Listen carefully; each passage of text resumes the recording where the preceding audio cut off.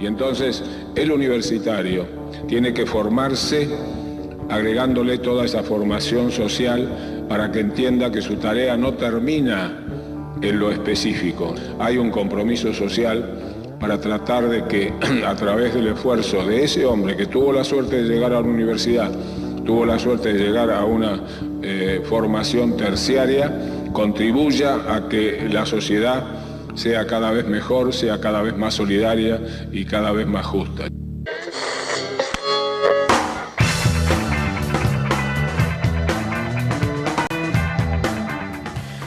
Buen día, Marta Bertín, directora del Hospital Pena. Mi nombre es Maximiliano Palau. ¿Cómo estás? Buen día, ¿cómo estás? Bien. Marta, ¿cómo está hoy la situación en el hospital? Bueno, a ver, estamos pasando una situación compleja porque tuvimos denuncias, 6 denuncias de renuncias, de médicos clínicos de guardia. Inmediatamente se empezaron a tomar acciones. Bueno, la primera semana yo viajé al ministerio y la semana pasada, esta que pasó ahora, vino la directora provincial de hospitales y la directora de Capital Humano. Se entrevistó con los médicos que habían renunciado, se entrevistó con los jefes de servicio, con todo el servicio de clínica médica. Desafortunadamente no pudimos llegar a un acuerdo. Se les ofreció un plan, digamos, para aumentar los médicos de guardia, para programar la salida de los médicos que más años que hacen guardia, pero bueno, fue una postura que no aceptaron. Ellos querían salir de la guardia ahora, y ahora claramente no se puede porque no tenemos otro personal. Así que la semana pasada también se publicó el llamado a médicos de reemplazo de guardia. Respondieron 3 que ya fueron contratados, en principio para reemplazo de guardia y después para designación de cargo. Así que bueno, estamos entre todos supliendo estos lugares y bueno, esperando que acudan más médicos para contratarlos. ¿Por qué renuncian? Mire, ellos aducen una serie de factores, por supuesto el desgaste que produce la guardia, aducen las condiciones de trabajo, porque como nosotros estamos en obra, están haciendo la guardia nueva, hubo que mudarse a otro lugar que fue refaccionado, pero que claramente es una superficie mucho menor que la que había en la guardia vieja, digamos. Y en este contexto, claramente cuando estuvo la mudanza, sobre la marcha tuvimos que ir componiendo algunas situaciones que uno se imagina que van a funcionar y que después necesitan de otro lugar o de otra distribución. Bueno, aparentemente esto, sumado a la cuestión salarial, que ellos dicen que no es el salario, pero también después dicen que el salario es bajo, ha hecho que en principio los becarios tomaran la actitud de renunciar. Los becarios son los que ingresaron el año pasado, que terminaron su residencia, y hasta este año, es decir, el año pasado inclusive, se ingresaba al hospital a través de una beca de contingencia y después pasaban a planta, digamos, a la planta interina. Estos fueron los primeros y bueno, el resto se plegaron a eso. Esto es una situación absolutamente inédita. Yo hace 29 años que estoy en el hospital y todo el equipo de la dirección también, y nunca vivimos una situación así. Así que bueno, hay que ir sobre la marcha, revisando y convocando la formación de un equipo que, bueno, traiga sugerencias y veamos entre todos cómo pasar esta situación. Si bien me dice que la situación es inédita, el Hospital Pena viene viviendo desde hace mucho estas situaciones así de déficit o de malos momentos, de dificultades desde hace mucho. Da la sensación desde afuera. Sí, por supuesto, desde hace muchos años. Pensemos que el hospital tiene más de 30 años. Claro. Nunca se había hecho una refacción como la que se está haciendo ahora. Tenemos todos los sanitarios de internación poniéndolos a nuevo, la climatización del quirófano poniéndola a nuevo y haciendo nueva la guardia de emergencia. Es decir, que se está interviniendo como si fuera el corazón del hospital. La situación de falta de recursos humanos viene de hace mucho tiempo. De hecho, cuando nosotros llegamos a la gestión, nos faltaban 17 médicos de guardia. Se nombraron rápidamente a los residentes que terminaban su especialidad y otros médicos que acudieron a la convocatoria, y en ese momento se pudo completar el plantel de guardia. Bueno, ahora nos encontramos con esta situación. Lo que yo me refiero a inédito es que nunca había pasado que hubiera 6 renuncias en el mismo momento. Incluso la semana anterior, una de las renuncias fue un día a la tarde y la persona tenía que tomar la guardia el otro día a la mañana. De modo que no teníamos 12 horas para ver cómo cubríamos ese lugar. El salario de 9.500 pesos básico hace pensar que está bien que el salario sea un tema para presentar la renuncia. Por supuesto, lo que hay que aclarar es que el salario de bolsillo para un médico que ingresa a la guardia es alrededor de 18.000 o 20.000 pesos, dependiendo del día de guardia. Claro, porque se paga un plus por las guardias, ¿no? Exacto. Igualmente. Se paga bonificación por guardia y algunos otros conceptos que hace que el salario de bolsillo sea ese. Igualmente, 18.000 pesos tampoco es demasiado, ¿no? Por supuesto. Por supuesto que la mejora salarial es muy necesaria. Nosotros hemos enviado al Ministerio y de hecho estuvimos trabajando con la directora provincial distintas propuestas desde el hospital de ver cómo se podría rápidamente aumentar el salario.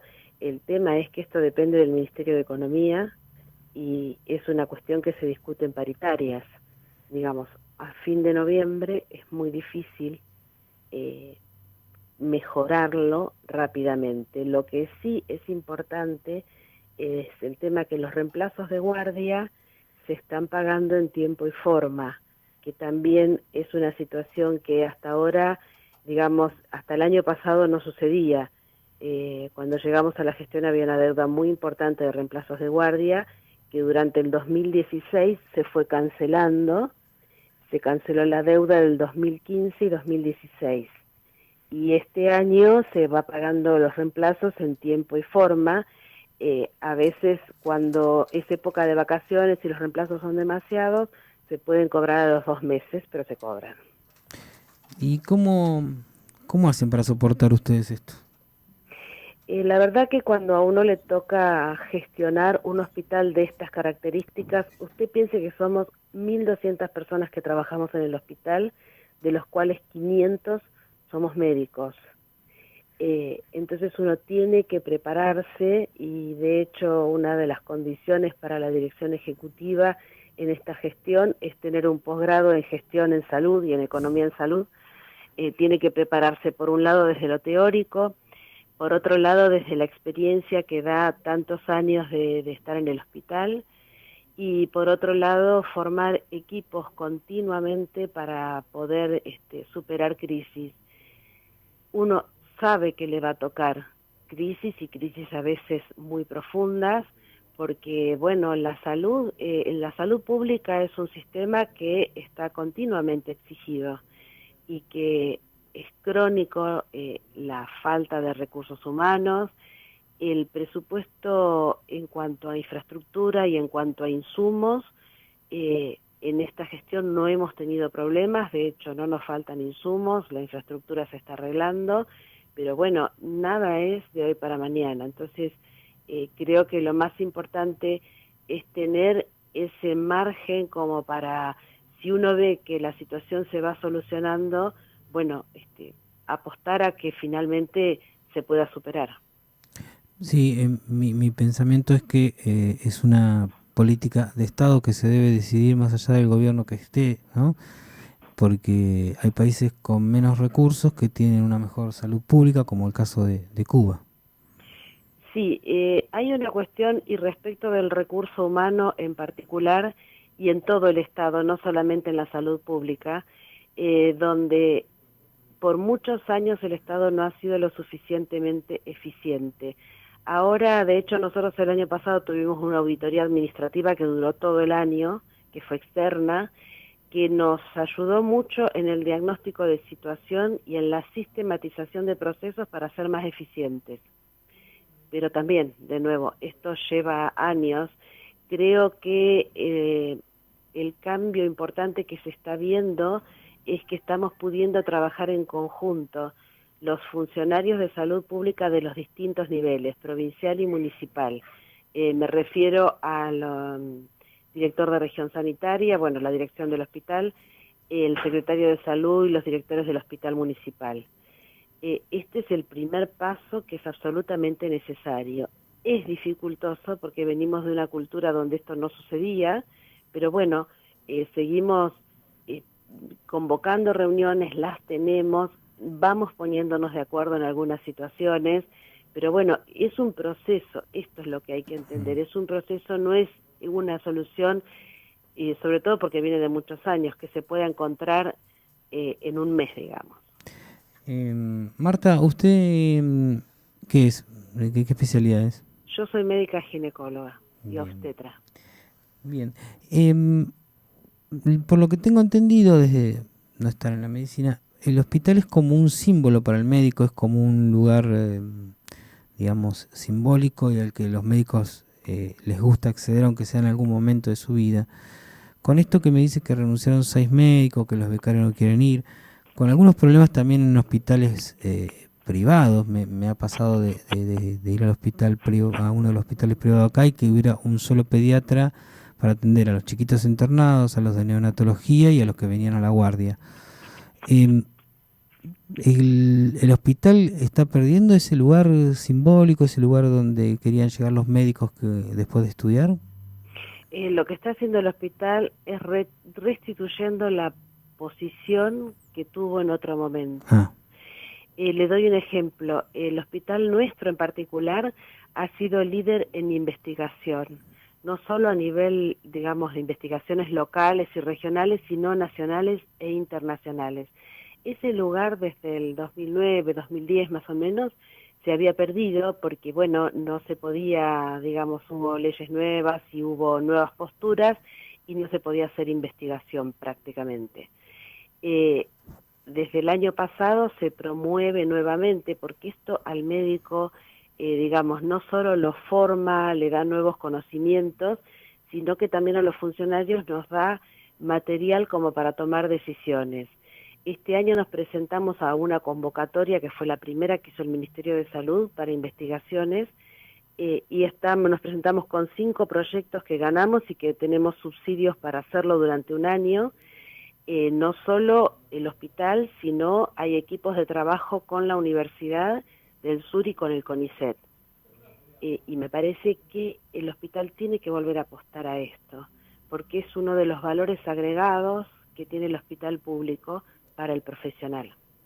Entonces, Marta, usted me dice, bueno, que ya se están dando un primer paso en trabajar mancomunadamente con el hospital municipal, esto que me dice de la investigación. Digamos que estas renuncias en el hospital Pena, entonces es algo coyuntural. Esperamos que es una cuestión coyuntural de la que vamos a salir. De hecho, le digo, hemos contratado esta semana 3 profesionales para que hagan reemplazo de guardia. Bueno, es un buen comienzo, digamos, que en una semana uno pueda haber conseguido esto. A uno le da la esperanza de que más gente se va a presentar y que sigue habiendo profesionales interesados en la salud pública, aunque tengamos que pasar por esta situación de que hasta que tengamos la guardia nueva, que va a ser en octubre del próximo año, tengamos que trabajar en condiciones más acotadas, digamos. Se siguen haciendo las prestaciones, pero el lugar físico es mucho menor y realmente uno entiende que produce incomodidad. Yo he hecho guardia 26 años en el hospital, así que sé de lo que estoy hablando cuando hablo de lo que es estar en una guardia externa. Pero bueno, si uno quiere la guardia nueva, tiene que pasar por esta situación, no hay otra opción. ¿Trabajó 26 años en guardia? Sí. Bueno, quizás entonces un día charlemos y podamos escribir algo de todo eso, de las anécdotas que seguramente ha vivido ahí. La verdad es que a veces uno cree que tendría que escribir un libro, porque las cosas que se viven en La Guardia son absolutamente, a veces hasta increíbles. Y, ¿Y la gente cómo está llegando al hospital? ¿Se están viviendo situaciones de violencia? ¿Se están viviendo malos tratos hacia los médicos? ¿O están más calmos? Porque hasta hace un tiempo había denuncias de este tipo. Mire, la guardia del hospital es un reflejo de la sociedad. Hay gente que viene, digamos, con buena predisposición y hay otra gente que viene en situación de violencia. El año pasado, en el mes de agosto, pudimos contratar la policía hospitalaria. Hasta ese momento teníamos vigiladores, que son propios del hospital, pero no teníamos policía. Y realmente era muy complejo porque ante una situación de violencia, las personas para contener eran pocas y se generaban complicaciones. Desde agosto del año pasado, ya llevamos más de un año con la policía hospitalaria, esto ha mejorado un poco la seguridad, pero bueno, situaciones violentas se viven en el hospital y continuamente hay que estar ajustando situaciones como los puestos de vigilancia, el estar de la policía, dándole instrucción a la policía sobre cómo proceder. Esto lo hace el Ministerio de Seguridad. Cuando tengamos la guardia nueva, ya el plan de guardias que está haciendo la provincia viene incorporado el espacio físico, el equipamiento, la vigilancia, es decir, la policía hospitalaria, un sistema de cámaras con monitoreo continuo y con botones antipánico. Es decir, que ya está como instituido que las guardias tienen que ser un lugar que estén muy bien cuidados, porque así como uno mira las noticias y ve las situaciones violentas, a veces dentro de una misma familia, ni hablemos en situaciones de robo o de lo que fuera. Esto mismo se refleja en la guardia.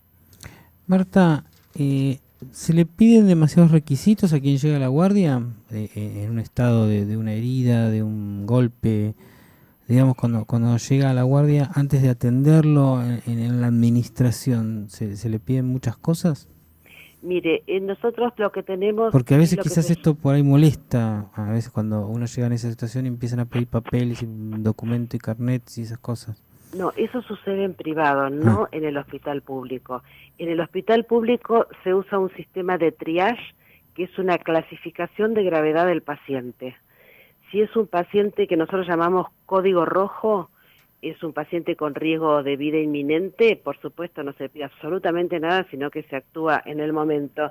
Y en realidad los códigos rojos se atienden en la salud pública, no en los hospitales privados, que son grandes accidentados o situaciones muy complejas que involucran un riesgo de vida inminente. Si es un código amarillo, donde es una situación compleja, pero el riesgo no es inminente, comienza la atención en forma rápida. Y si es un código verde, que es una situación que se considera no de urgencia, se lo hace esperar hasta que se atiendan los códigos rojos y amarillos. Una vez que el paciente está atendido, ahí se ve si tiene obra social, se le pide el carnet y todo lo demás. ¿quién define en qué código está? Hay un sistema en enfermería. Ah, o sea que yo llego al hospital Pena y me ven primeramente en enfermería para ver en qué código estoy clasificado y después proceden. Sí, actualmente la ventanilla de la guardia tiene personal administrativo y que trabajan en conjunto con enfermería, que han sido formados en triage. Está bien. Marta, ¿qué opinión tiene sobre el plus médico? Mire, es una situación muy crónica, muy compleja, que tiene, digamos, hay ciudades donde está como instituido y es muy difícil prescindir de él. Lo ideal sería, yo creo que las obras sociales deberían tener un arancel que fuera suficiente para que no hubiera que cobrar plus. Cuando uno lo mira desde el lado del paciente y del aportante, digamos, a la obra social, uno ve que los descuentos para cada persona son muy importantes. probablemente la fragmentación. Usted piensa, nosotros tenemos más de 400 obras sociales y hay que sostener toda esa infraestructura. Claro. Si uno en algún momento pudiera llegar a disminuir el número de obras sociales y por lo tanto la infraestructura, claramente disminuirían los costos y esto permitiría aumentar el pago de los honorarios. ¿Y si todos esos pasáramos a la salud pública? Hay una idea, digamos, en los países desarrollados, hay un seguro de salud donde toda la gente se atiende en la salud pública. Creo que a nosotros todavía nos falta mucho para llegar a eso, pero hacia eso deberíamos dirigirnos. Para que pudiera ser posible, por ejemplo, los médicos de salud pública solo tendrían que trabajar en la salud pública y no como ahora que cada profesional tiene 2 o 3 o 4 o 5 trabajos. Sí, y usted decía que las obras sociales a veces no pagan un buen servicio y aparte a veces lo pagan atrasado, ¿no? Exactamente. Y el médico que cobra un plus, ¿tiene que hacer una factura por eso? Sí, por supuesto. Yo Pero quiero usted sabe, que... le pongo el ejemplo de los... Bueno, usted es ginecóloga. Sí. El plus por embarazo, ¿alguien entrega una factura por eso? La verdad que en este momento no se lo puedo decir porque yo hace 2 años que dejé la actividad privada porque mi cargo como directora ejecutiva es full time. Así que yo solo me dedico al hospital. De todos modos, cualquier cobro que se produjera siempre es con recibo. Está bien. Bueno, esperemos que se pueda solucionar prontamente la situación ahí en el Pena. La verdad Marta. que nosotros esperamos que sí, apostamos a que se pueda solucionar y estamos ansiosos por ver los primeros resultados en cuanto a la mejora de infraestructura y la repercusión que eso va a tener no solo en la calidad de atención, sino en el clima laboral, digamos, donde los médicos trabajen en un lugar más cómodo, con la tecnología a mano y bien cuidados. Ese es el objetivo nuestro. Muchísimas gracias, Marta Bertín, directora del Hospital Pena. Gracias a ustedes por la difusión.